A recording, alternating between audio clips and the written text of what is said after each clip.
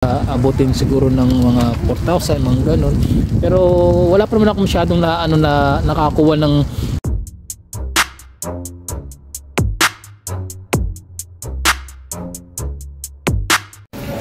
yung mga cabs. Pauwi na tayo ngayon, palabas tayo ng locker. Oras po ngayon dito alas 9 na po ng gabi. Saan po nagtunaw na yung Papa. Nagtunaw na yung snow. Hindi po nagtunaw yung snow. Nasa palabas na po ako. Teka na pa time out muna po mga cabs. Ayan, sa labas na nga tayo mga cabs. Hindi nagtunaw yung snow ngayon. Ay nako, hirap magbike pagkagato talagang may snow. Madulas yung kalsada. Pinahawak ko na yung bike ko mga cabs. Pero bikin natin kasi nung huling bike ko nung nag-i-snow, tapos nilakad ko, napakahirap, napagod ako. Doon ako nagkasakit kasi hirap hilahin yung bike habang nag-i-snow, habang naglalakad dun sa snow. Hirap magbitbit. So magbabike tayo mga cabs.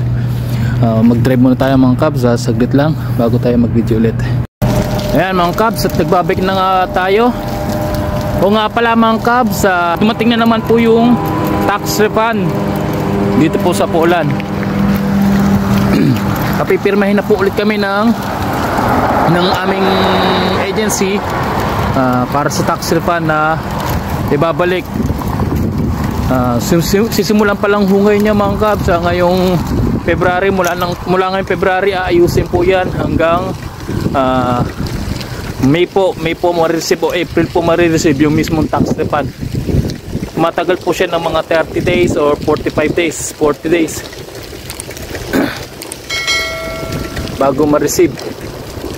Pero worth it naman kasi malaki naman yung babalik sa atin pag tayo nagta-tax refund, pagka may tax refund dito. Nga pala mga cabs, ang tax refund nga pala is depende kung kayo ang gusto nyo magayos o ang agency nyo ang gusto nyo magayos para sa tax refund nyo. Mamimili na lang ako, pero mas para sa akin po, mas maganda sa akin na yung agency na yung mag-ayos ng form, lahat-lahat, para pipirma na lang ako sa kanila na katunayan na pinapasa ko sa kanila yung pag-aayos nun ng aking tax refund dito sa Poland, para wala na akong hassle. Kasi nga medyo katulad kung may pamilya dito, mahihirapan ako mag-ayos kasi alis-alis ako, absent pa ako ng trabaho para ayusin yun. So kailangan kong mag-maintain ng oras para sa trabaho din, tax pamilya. Hey! Where's your bike? Oh, okay, bye-bye.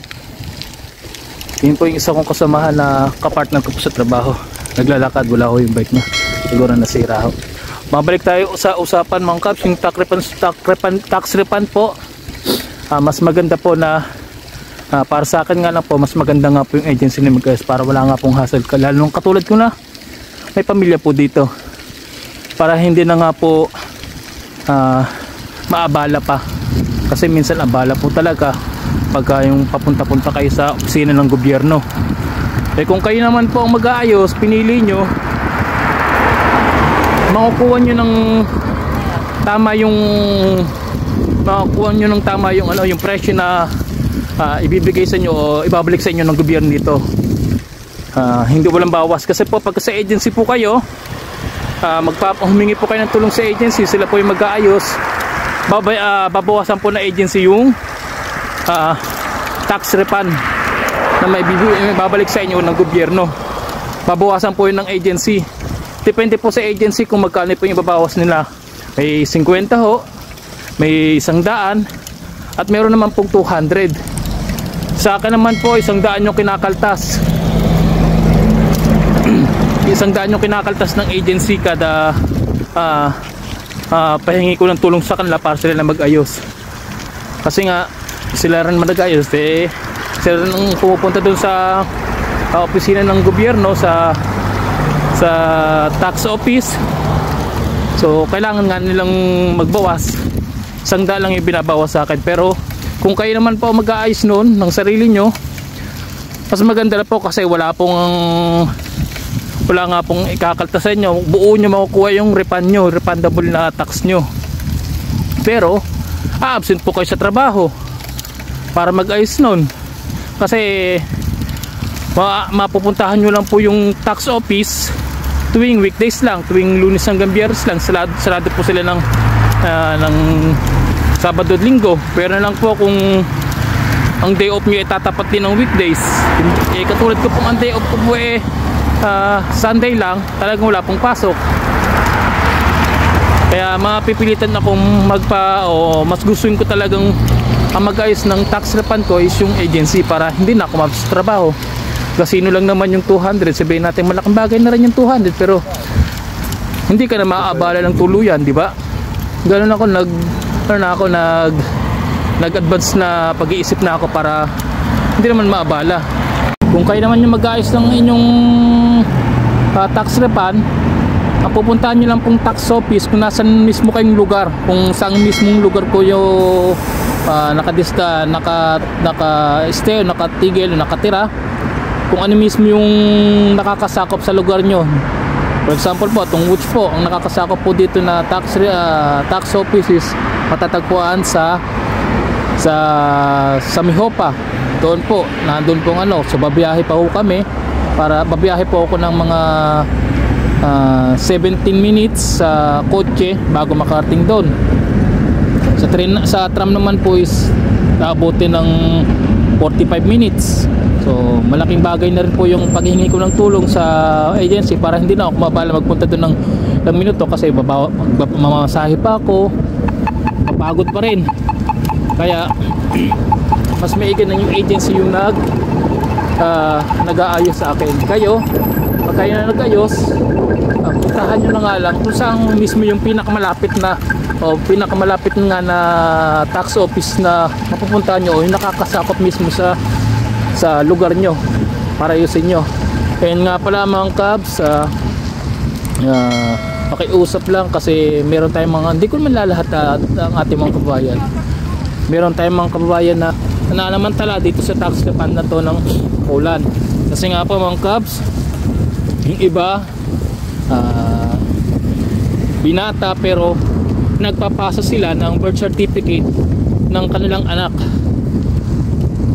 ng birth certificate ng anak kahit wala po silang anak.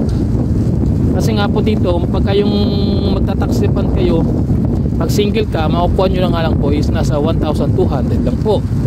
Yun po yung mismong tax refund na makukuha nyo kung single ka po at wala ka pong anak. Pero kung may anak po kayo, is required po na magpasa po kayo ng birth certificate nyo, ng birth certificate ng anak nyo, kung ilan man ang anak nyo, basta't yung hindi po tataas ng 18, basta't yung below 15 or basta pababaho ng 15 years old. Ganun po. Kasi po pagka yung nagpasa po kayo ng inyong birth certificate ng anak nyo sa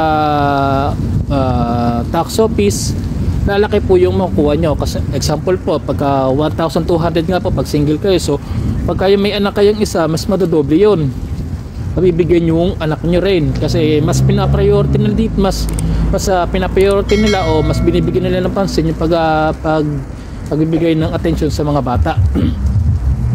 Ganun, kaya binibigyan nila ng tax refund. Kung may anak kayo, mas binibigyan nila ng additional returnable na refundable na na tax natin. So ganun po mga kabs. Pagka dalawa ng pong anak nyo, magiging 3,000.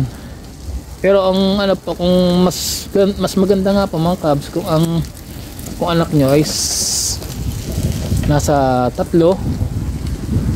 pero 3, mas maigi yung ganun. Kasi mas malaki yung makukuha nyo, mas mataas yung pera makukuha nyo, nasa abutin siguro ng mga 4,000, mga ganun. Pero wala pa naman ako masyadong nakakuha ng ganun kalaking halaga pagka yung 3 yung anak, kasi ko lang na nakakuha ng pera pagka 2 anak. Katulad ko nga po, 2 ang anak ko dito, so nakakuha po ako ng 3,000 every year po yun pagka yung